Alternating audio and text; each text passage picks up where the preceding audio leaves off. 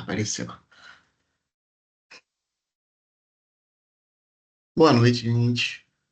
Eu sou o João Vitor. Para quem não me conhece, acho que vocês já devem me conhecer dos semestres anteriores, do semestre passado, né? Também já dei monitoria de processo civil no semestre passado. Estou aqui de novo para ajudar vocês nesse semestre. Esse semestre nós vamos ver processo civil 2, né? Vamos estudar os recursos e lá no final do semestre também a fase de execução. Quem está lecionando nesse semestre para a noite é o Antônio Sávio, né? E para amanhã continua sendo o Chacon. Mas vamos continuar na mesma pegada, no mesmo estilo de revisão. Vou revisar alguns dias, vou fazer uma revisão do tema junto com questões, outros dias apenas questões, outros dias só revisão de tema, sem questões. Hoje eu preparei uma revisão e também algumas questões, pouquinhas para a gente fazer depois da revisão. Também tem o Richard, o monitor de Processo Civil 2 também, que também esteve comigo no semestre passado em Processo Civil 1. E junto comigo, nós vamos ajudar vocês aí nas revisões das matérias lecionadas já naquela semana. Como está começando hoje é o nosso primeiro encontro de monitoria, nós temos alguns assuntos pendentes aí que não deu para revisar, tanto que vocês fizeram a primeira prova sem as revisões da monitoria, né? Mas hoje a gente já vai começar a fazer a revisão dos conteúdos. Hoje, comigo, nós vamos revisar aqui a apelação e também agravo de instrumento, que são dois dos recursos aí presentes no CPC. E então vamos começar falando sobre o princípio constitucional do duplo grau de jurisdição, que é por meio desse princípio que a parte ela tem a oportunidade de rever o julgamento do seu processo, rever as decisões do seu processo em uma segunda instância, em uma instância superior, graças a esse princípio constitucional do duplo grau de jurisdição. É um princípio que não está expresso na Constituição de forma clara, com esse nome, princípio do duplo grau de jurisdição. Porém, subentendido ali nas entrelinhas da Constituição, ele está presente. E por conta dele, nós vamos ver a primeira hipótese de recurso que está presente no CPC, que está presente no processo civil, que é a apelação. A apelação, de acordo com o artigo 1009 do Código de Processo Civil, é o recurso cabível contra a sentença. O artigo 1009 é claro, pequeno, uma breve frase. Da sentença, cabe apelação. Então, toda vez que houver uma sentença, o recurso cabível vai ser a apelação. Sempre no processo civil, quando houver sentença, o recurso cabível vai ser a apelação. E nós vimos no semestre passado que existem dois tipos de sentença: a sentença terminativa, que é aquela sentença onde não tem o julgamento de mérito, e a sentença definitiva, onde há o julgamento de mérito. A apelação, ela cabe nesses dois tipos de sentença, tanto quando não houver julgamento de mérito e quando houver também um julgamento de mérito. Então, desses dois tipos de sentença, tanto a terminativa quanto a definitiva, caberá a apelação. O recurso a ser utilizado será a apelação. A apelação é um recurso que visa reformar aquela sentença sempre que houver erros materiais e erros processuais. Erros materiais é quando há um erro sobre o direito, um erro sobre o julgamento daquele direito, quando fala da matéria do processo. E os erros processuais, obviamente, é quando há um erro processual, quando há algum tipo de nulidade processual, por exemplo, que passou despercebido, o processo continua rolando, na apelação poderá ser sanado esse vício. Os erros, vou arriscar no meu latim aqui, os erros materiais são os erros injudicando e os erros processuais são os erros improcedendo. Então, quando houver esses dois tipos de erro durante o processo, poderá caber a sentença. Então, para sanar esses dois vícios, tanto os vícios materiais, que dizem a questão a matéria, o direito, quanto os vícios processuais. A apelação é uma peça processual, a peça da apelação é uma peça dupla, onde nessa peça maior, que é a apelação, está presente duas peças. a peça de interposição e a peça de razões de apelação. São duas peças que unidas vão formar a apelação. A interposição, que é a primeira peça, ela é direcionada ao juízo aquó, ou seja, aquele juízo que proferiu a decisão, que proferiu a sentença. Vai ser direcionada a esse juízo, não vai ser direcionada à segunda instância daquele processo. Já a peça de razões de apelação vai ser direcionada ao juízo ad quem, aquele juízo que vai julgar o recurso, aquele juízo que vai apreciar aquele recurso. A peça de interposição ela é direcionada, então, ao juízo aquó, aquele juízo que proferiu a sentença, e a peça de razões de apelação vai ser direcionada, vai ser endereçada ao juízo ad quem. A gente sempre vê nos processos de apelação em que a peça de interposição é direcionada ao juízo que proferiu a sentença, geralmente um juízo de primeiro grau, então a peça de interposição está lá. Assim como uma petição inicial, excelentíssimo senhor, doutor, juiz de direito, de uma das varas cíveis, da vara tal, da primeira vara civil, por exemplo, da comarca de Lorena. Já a peça de razões nunca está endereçada ao juízo à quota, sempre ao juízo ad quem, tanto que a gente sempre vê lá egrégio tribunal, colhenda câmara, nobres julgadores, nobres desembargadores, é sempre direcionada ao ad quem, aquele que vai julgar em si o recurso. Essas peças, a peça de apelação, no todo, ela deve estar, obviamente, assinada, deve estar fundamentada, as razões de apelação elas devem estar fundamentadas, o porquê você está entrando com aquela apelação, qual é o erro material, qual é o erro processual, ou às vezes quais são os dois erros presentes, porque tem casos que a apelação é interposta porque existem os dois tipos de erro, tanto os erros processuais quanto os erros materiais. E além disso, além delas devem estar assinadas e fundamentadas, elas também devem estar preparadas. O preparo tem que estar de acordo. O que é o preparo? O preparo são as custas.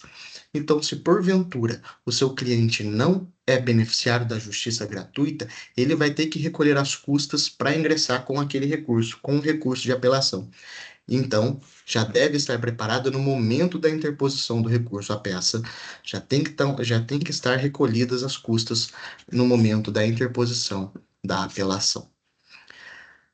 O recurso de apelação, ele tem alguns efeitos. Nós vamos ver agora um por um desses efeitos. O primeiro efeito é o efeito suspensivo.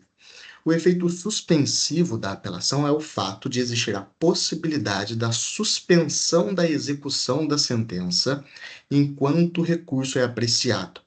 Essa é a regra. Toda vez que uma apelação for interposta, vai suspender o efeito daquela sentença, a execução daquela sentença enquanto o recurso for apreciado. Essa é a regra. Porém, como no direito, toda regra tem a sua exceção. A exceção do efeito suspensivo, o CPC traz no artigo 1012. O artigo 1012 ele diz assim: a apelação terá efeito suspensivo. Ponto. O parágrafo 1º diz: além de outras hipóteses previstas em lei, começa a produzir efeito imediatamente após a sua publicação a sentença que, ou seja, não vai haver efeito suspensivo.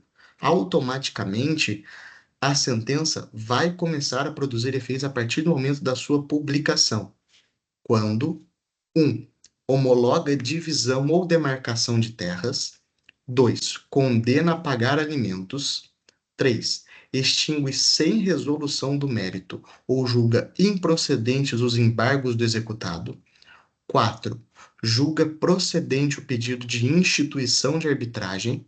5. Confirma, concede ou revoga a tutela provisória. E 6. Decreta a interdição. Então, quando um dessas seis hipóteses for objeto da sentença, os efeitos vão começar a ser produzidos imediatamente após a sua publicação. É uma exceção da regra do efeito suspensivo. Então, não vai haver o efeito suspensivo quando a sentença se tratar de uma dessas hipóteses. Porém, há a exceção da exceção. Tem casos em que, mesmo versando sobre esses assuntos, a sentença, ela pode ter a sua eficácia suspensa.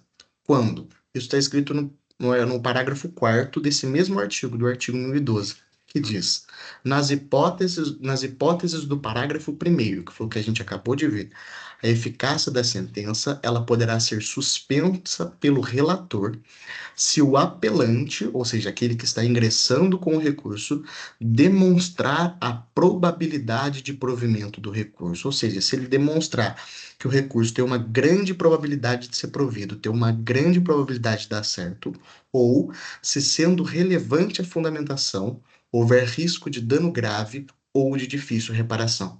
Então, nessas hipóteses aqui, a eficácia dessas sentenças previstas no parágrafo 1º do 1012, ou seja, que têm efeito imediato, elas podem ser suspensas, os efeitos dessas sentenças. Então, isso foi o efeito suspensivo da apelação. O segundo efeito da apelação é o efeito devolutivo. O efeito devolutivo é o simples fato de você devolver a matéria para análise do tribunal. Só que quem vai analisar dessa vez não será o ACO, mas sim o ADQUEM. Você devolve a matéria para julgamento. O tribunal adquém, ele pode, inclusive, julgar de ofício aquela matéria quando a causa já for madura, porque, em regra, o tribunal ele analisa se ele anular, por exemplo, a sentença ou não, ele vai baixar os autos para o juiz a qual proferir uma nova sentença. Se a causa já estiver madura, o próprio tribunal já pode julgar aquela causa, entendeu? E, então, quando o tribunal recebe o recurso e analisa, ele pode ter três atitudes. Ele pode manter a sentença de extinção, manteve do jeito que está. Ele pode anular aquela sentença e baixar os autos, como eu disse, devolve a sentença, o processo para o ACO proferir uma nova sentença, ou ele mesmo pode, de ofício, julgar aquele processo, procedente ou improcedente. Ele mesmo, se a causa já estiver madura, se já tiver em condições de julgamento, ele mesmo pode julgar o mérito daquele processo procedente ou improcedente. O próximo efeito que a gente vai ver é o efeito regressivo, que é o simples fato de existir a possibilidade de retratação do juízo à corte. Então, quando você ingressa com uma apelação, quando você interpõe uma apelação, o juízo ACO, antes de enviar os autos para o juiz adquém para ele julgar, o juízo ACO pode retratar daquela sentença.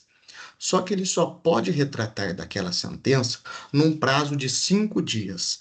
Passados os 5 dias, ele não pode mais retratar daquela sentença.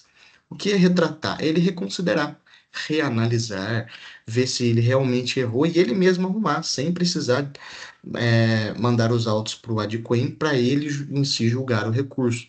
Mas ele mesmo pode ver, putz, errei, e consertar. Mas ele só pode se retratar em dois casos. Quando essa sentença for de indeferimento da petição inicial, se ele vê que ele indeferiu a petição inicial de forma equivocada, ele não era caso de indeferimento, mas ele indeferiu, ele pode se retratar, ou de improcedência liminar do pedido, quando ele já julgou aquele pedido improcedente liminarmente e ele viu, ops, não era caso para eu fazer isso. Ele pode se retratar e aí o processo nem precisa subir para o tribunal adquém. O outro efeito da sentença é o efeito da sentença, desculpa, da apelação, é o efeito translativo. O efeito translativo é a possibilidade do tribunal, do adquém, analisar naquele processo alguma matéria de ordem pública, mesmo que essa matéria não foi suscitada, não foi mencionada pela parte recorrente naquele processo. Porque, em regra, o tribunal só pode analisar aquilo que a parte cita, aquilo que o recorrente cita na apelação. Porém, as matérias de ordem pública, o que são matérias de ordem pública? São aquelas matérias que atingem a coletividade, que atingem a sociedade como um todo, que atinge o público. Então, essas matérias de ordem pública, mesmo que não suscitada pela parte recorrente, o tribunal pode analisar, porque ela é matéria de ordem pública, então diz respeito a toda a sociedade, a um grupo, a uma coletividade, e não apenas aquelas partes do processo em si. O outro efeito é o efeito expansivo.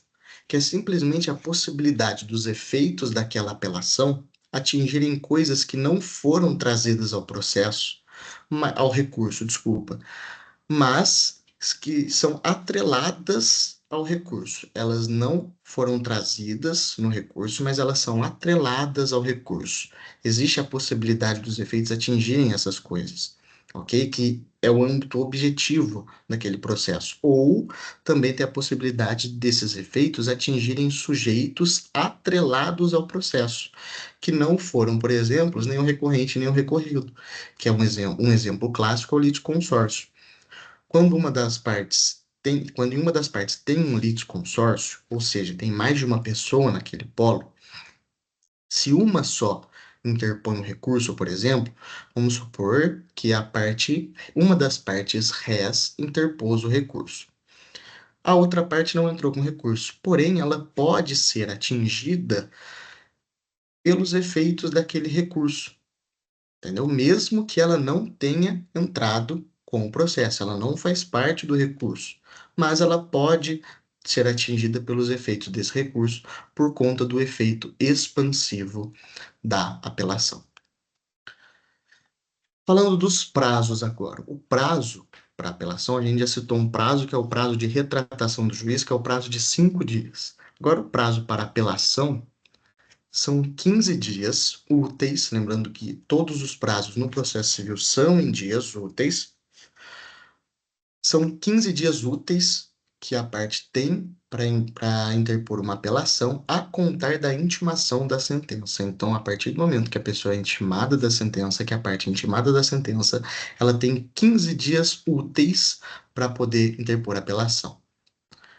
Depois que ela interpõe a apelação, a outra parte, graças ao princípio do contraditório da ampla defesa, ela tem a oportunidade de contrarrazoar, de apresentar contrarrazões, de apresentar a sua defesa em relação àquele recurso. Ela também vai ter o mesmo prazo de 15 dias, podendo, inclusive, na apelação, haver recurso adesivo. Recurso adesivo é simplesmente quando acontece uma sucumbência recíproca, ou seja, ambas as partes podem entrar com o recurso. Se uma entra e a outra não entra, essa pode anexar um recurso adesivo nas suas contrarrazões. Entendeu? Ela vai apelar também, só que ela não vai ingressar com uma nova apelação, ela vai colar, por isso que chama recurso adesivo, ela vai colar um recurso na sua peça de contrarrazões.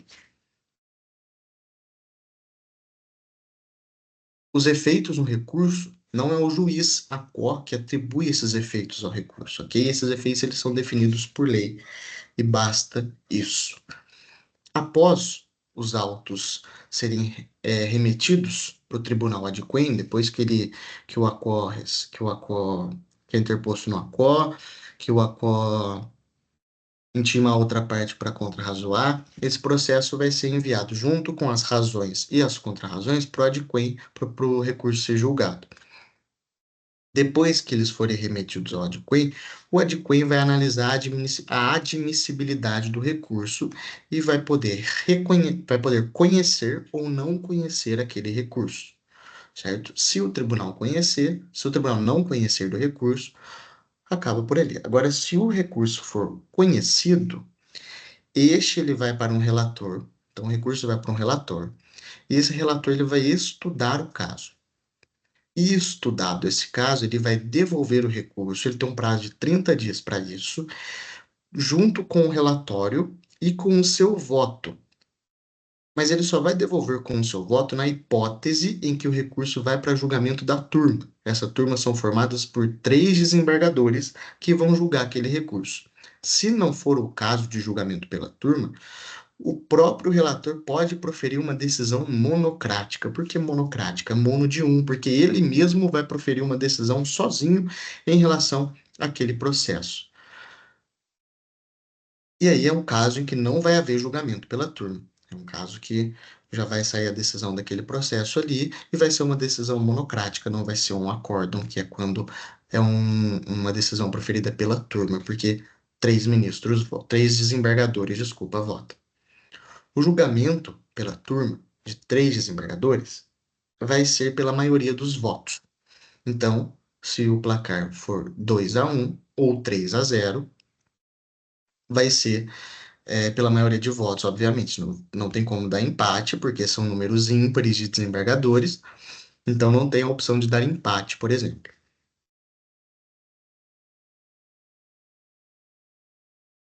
E esse julgamento, que vai ser por maioria de votos, ele vai acontecer analisando ponto por ponto. Cada ponto do recurso ele vai ser julgado e analisado separadamente, tanto nas questões de mérito quanto nas questões processuais. Vão ser julgados separadamente, ponto por ponto. Se porventura, na interposição da apelação, quando a apelação for interposta, houver um agravo de instrumento ainda sendo julgado naquele processo, pendente ainda de um julgamento, o agravo deve ser resolvido antes do julgamento da apelação. Então, o julgamento da apelação vai ficar travado. Primeiro vai julgar o agravo de instrumento. Julgado o agravo de instrumento, vai abrir o julgamento da apelação. Então, a apelação não pode ser julgada enquanto ainda tiver um agravo de instrumento daquele processo sendo julgado. Ela fica travada, aguardando o julgamento do agravo de instrumento. Em caso de julgamentos não unânimes na apelação, quando não for 3-0, for, por exemplo, 2-1, o recurso ele poderá seguir para reapreciação de uma nova turma. Ou seja, uma nova turma vai reapreciar aquele recurso. Porém, só pode ser reexaminado. Lembra que eu falei que ponto por ponto do recurso é examinado, é julgado? Só vai poder ser reexaminado aquele ponto em que não foi unanimidade. Aqueles que porventura forem decisões unânimes, eles não podem ser reexaminados. Só aqueles pontos que não foram uma decisão unânime que podem ser reexaminados. Aí, se neste julgamento houver uma decisão unânime, beleza, ok, acabou o processo. Agora, se houver uma nova situação de não unanimidade, acabou o processo também. O processo não pode passar por um novo reexame. Se não houver unanimidade, paciência, ele já foi reexaminado, não pode ser reexaminado novamente. Redundante, mas fica mais fácil para entender. E um detalhe é que só pode ser reexaminado, só pode ir para reexame as questões de mérito. As questões processuais, elas não podem ser reexaminadas, apenas questões de mérito. E encerramos a revisão de apelação. E agora nós vamos para uma rápida revisão de agravo de instrumento, que é um pouco menor, um pouco mais rápido. Depois a gente faz algumas questõezinhas que eu separei aqui, são poucas também, rápidas, e a gente já encerra a revisão. O agravo de instrumento é outra hipótese de recurso que o CPC traz. Porém, não é em relação à sentença, porque, como a gente viu no artigo 1009, da sentença cabe apelação. O agravo de instrumento, por sua vez, ele é um recurso cabível das decisões interlocutórias. Então, em relação às decisões interlocutórias, o recurso cabível vai ser o agravo de instrumento e não a apelação. O agravo de instrumento não são cabíveis em todas as hipóteses de decisão. Algumas decisões não vão caber agravo de instrumento. O artigo 1015 do Código de Processo Civil, ele traz um rol taxativo de quando vai caber agravo de instrumento, certo? Ou seja, ele não é a regra. Não é sempre que houver uma decisão interlocutória que vai caber o recurso de agravo de instrumento. Ele é a exceção, porque são poucas as hipóteses de decisão em que cabe agravo de instrumento. O artigo 1015 ele diz: cabe agravo de instrumento contra as decisões interlocutórias que versarem sobre. A primeira hipótese são as tutelas provisórias. Então, as decisões que versarem sobre tutela provisória são passíveis de agravo de instrumento. Por quê? Porque elas têm um caráter urgente, geralmente, as tutelas provisórias. Então, elas não podem esperar, normalmente, o fim do processo para serem decididas, para serem reavaliadas. Então, cabe agravo de instrumento em relação às decisões interlocutórias que versarem sobre tutelas provisórias. A segunda hipótese são as decisões interlocutórias que versarem sobre o mérito do processo. Quando que uma decisão vai julgar mérito do processo? Quando houver um julgamento parcial de mérito, que a gente viu lá nas hipóteses de julgamento conforme o estado do processo, lá no primeiro semestre. Então, quando houver um julgamento parcial de mérito, ou seja, quando uma decisão interlocutória, por quê? Porque os julgamentos parciais de mérito não são feitos por sentença, são feitos por decisões interlocutórias. Então, quando uma decisão interlocutória versar sobre o mérito do processo, ou seja, ter um julgamento parcial do mérito, vai também caber agravo de instrumento. A terceira hipótese é a rejeição da alegação de convenção de arbitragem. O juiz ele não pode decidir de ofício sobre a convenção de arbitragem. Então, quando uma parte arguir em contestação e o juiz não acolher esta preliminar, cabe agravo de instrumento. A quarta hipótese é sobre o incidente de desconsideração da personalidade jurídica. Então, toda vez que uma decisão versar sobre um incidente de desconsideração da personalidade jurídica, cabe agravo de instrumento. A quinta hipótese é a rejeição do pedido de gratuidade de justiça ou acolhimento do pedido de sua revogação. Nesses dois casos, as decisões que versarem sobre essas duas hipóteses, cabe agravo de instrumento. Por quê? Porque a partir do momento que é rejeitado o pedido de gratuidade de justiça, ou a partir do momento que é acolhido o pedido da sua revogação, automaticamente gera a necessidade do pagamento de custas. Então, a parte, ela pode entrar com agravo de instrumento devido a essa urgência, porque automaticamente vai gerar a necessidade do pagamento de custas. Então, se a parte realmente não tiver condições de pagar, ela tem que ter a oportunidade de recorrer rapidamente sobre essa decisão. As decisões também que versarem sobre exibição ou posse de documento ou coisa, tem-se a urgência para a produção de prova, então por isso cabe agravo de instrumento. Aquela decisão interlocutória que tratar sobre exclusão de litisconsorte, cabe também agravo de instrumento. Aquelas decisões interlocutórias que versarem sobre a rejeição do pedido de limitação do litisconsórcio, também cabe agravo de instrumento. Um detalhe que se o juiz ele desmembra o processo em processos menores para limitar o litisconsórcio, configura-se, nesse caso, a exclusão de litisconsorte e não a limitação do litisconsórcio. Então, vai caber agravo também, porém não baseado nesse inciso, mas no inciso anterior que fala sobre a exclusão do litisconsorte. E a última hipótese é a admissão ou inadmissão desculpa, a última hipótese não. É a nona hipótese da admissão ou inadmissão de intervenção de terceiros. Quando a decisão versar sobre isso também, caberá agravo de instrumento.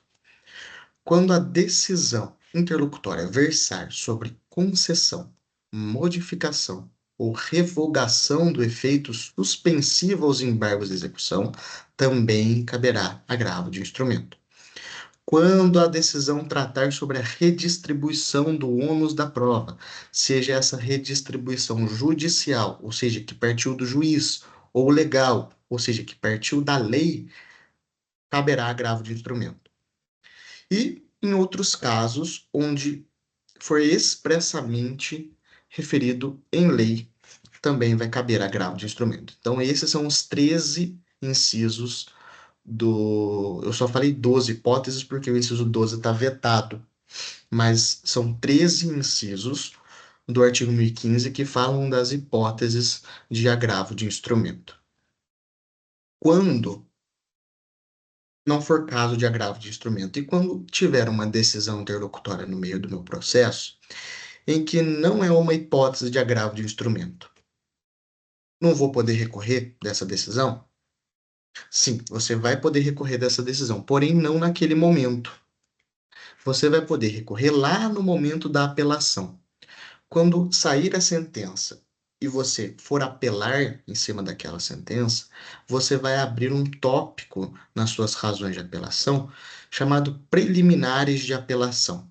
A apelação também tem preliminares.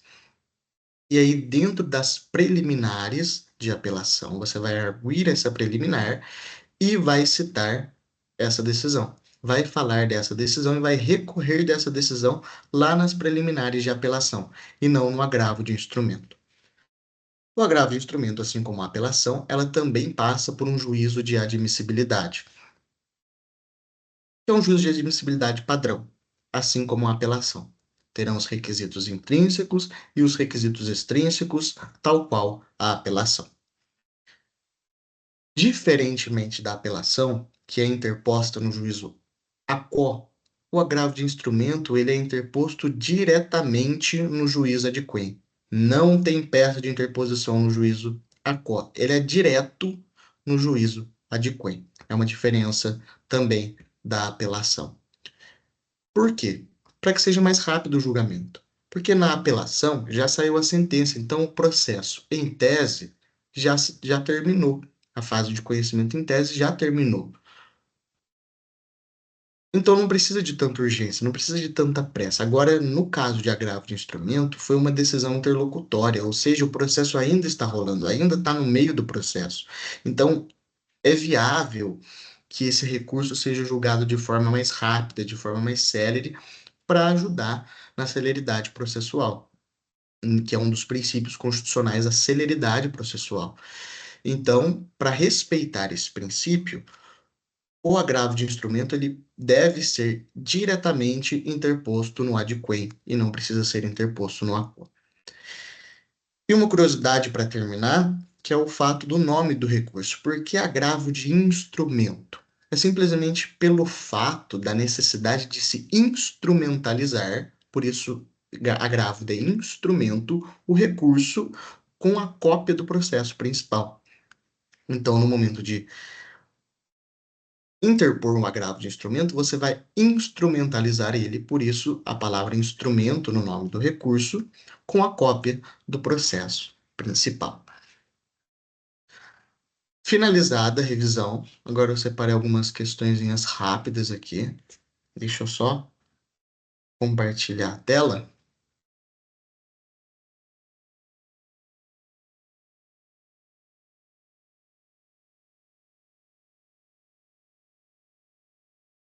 Acho que tá dando para ver, né? Para mim tá parecendo que tá compartilhando, então espero que esteja dando para ver.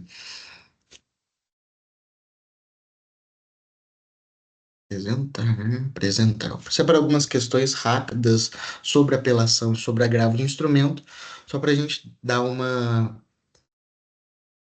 Colocar a matéria em prática, né? Para ver se a gente realmente entendeu.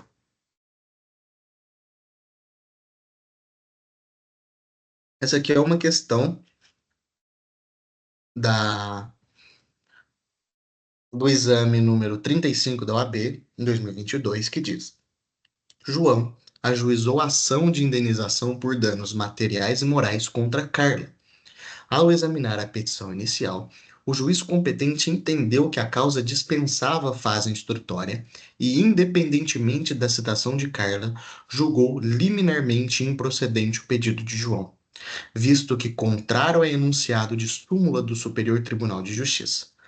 Nesta situação hipotética, assinale a opção que indica o recurso que João deverá interpor. Alternativa A: agravo de instrumento, uma vez que o julgamento de improcedência liminar do pedido ocorre por meio de prolação de decisão interlocutória agravável. B: agravo de instrumento, tendo em vista a urgência decorrente da inutilidade do julgamento da questão em recurso de apelação. C: apelação, sendo facultado ao juiz retratar-se no prazo de 5 dias do julgamento liminar de improcedente do pedido. E D: apelação, sendo o recurso distribuído diretamente a um relator do tribunal, que será responsável por intimar a parte contrária a apresentar resposta à apelação em 15 dias. A e a B, acho que a gente já pode eliminar de cara, porque o enunciado foi claro em dizer que houve um julgamento, então já temos uma sentença. E agravo de instrumento não é um recurso que cabe em relação à sentença, mas sim em relação a uma decisão. Então, A e B acho que a gente já pode excluir. Agora, analisando a C e a D, vamos começar pela D, de baixo para cima. Apelação, sendo o recurso distribuído diretamente ao relator do tribunal, que será responsável por intimar a parte contrária a apresentar resposta à apelação em 15 dias. Em relação à apelação, ele acertou. Realmente é um recurso de apelação que deverá ser interposto. Porém, sendo o recurso distribuído diretamente a um relator do tribunal, não. A apelação ela não é distribuída diretamente ao adquém. Ela é o ACO, que será responsável por intimar a parte contrária a apresentar resposta à apelação em 15 dias. Errado também, porque quem faz isso é o ACO, não é o adquém. É o ACO que vai intimar a parte contrária para apresentar as contrarrazões. Depois que ela apresentar as contrarrazões, ou seja, a resposta à apelação, ele vai juntar tanto a peça de razões quanto a peça de contrarrazões e vai direcionar o processo, vai remeter os autos ao tribunal adquém. Então, a resposta correta é a C. Vamos entender o porquê. Apelação, correto, sendo facultado ao juiz retratar-se no prazo de 5 dias do julgamento liminar de improcedente do pedido. Correto também, porque, de acordo com o efeito regressivo dos recursos, que é o que está escrito aí, o juízo aquo, ele tem a possibilidade de retratação de sua decisão. A gente viu que em dois casos isso acontece, né? Está escrito embaixo. Nos recursos de apelação, em regra, esse efeito não acontece, exceto em casos de decisão de indeferimento da petição inicial e em casos de improcedência liminar do pedido, que é o caso da questão. Então, nessas duas hipóteses de sentença, pode haver o efeito